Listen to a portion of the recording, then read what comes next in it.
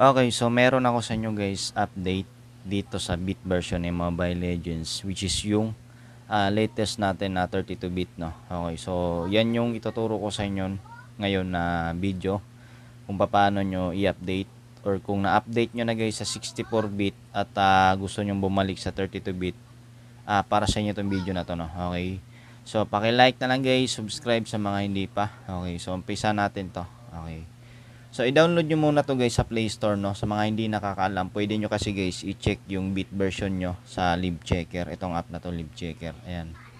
Okay, so pag once na i-download nyo na to, i-search nyo lang dito guys yung Mobile Legends na app. Okay, so ito. So currently guys, running siya sa 64-bit na, kung makikita nyo. Ayan, ito.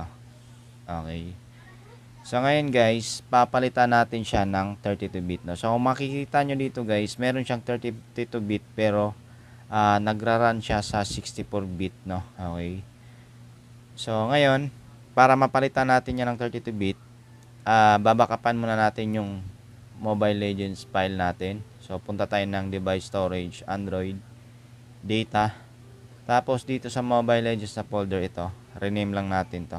Okay, kasi guys, i-uninstall kasi natin guys yung 64-bit version niya, no, which is ito.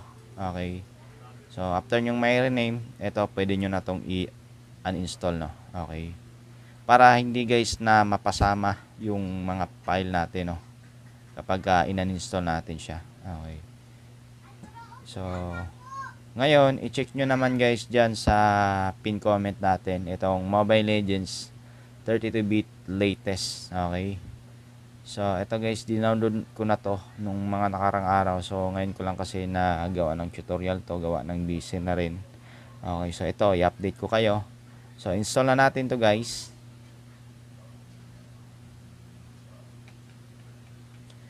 So install natin siya. So pag na-install nyo na guys, wag nyo munang i-buksan, no, kasi kailangan lang natin ibalik yung mga file resources natin. So i-click nyo lang dito guys yung done. Tapos balik tayo dun sa device storage natin, Android data. Tapos ito, ibalik natin to guys yung original folder name nya. Okay, so tanggalin nyo lang yung number 4 sa dulo. Tapos click natin yung information. Yan.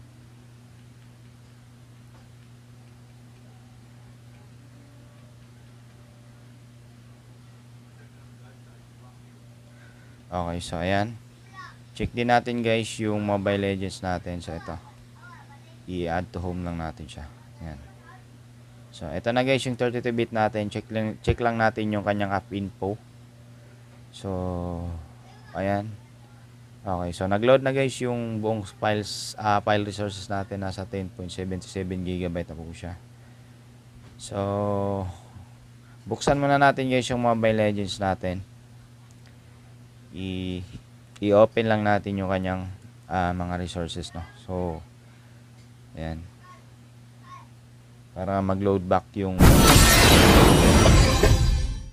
So mamaya pagkatapos nito, i-check ulit natin yung kanyang bit version sa LibChecker kung nagbago na ba siya. Okay,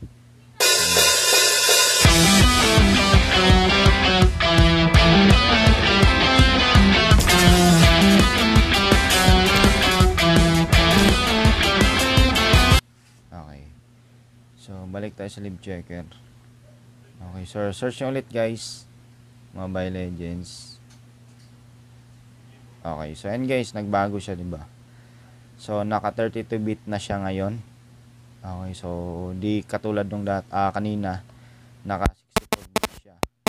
Pero ito guys, naka-fix na lang siya sa 32-bit na yung kanyang bit version. Okay, so yung link guys nasa comment section, ipipin ko na lang sa mga gusto mag-download.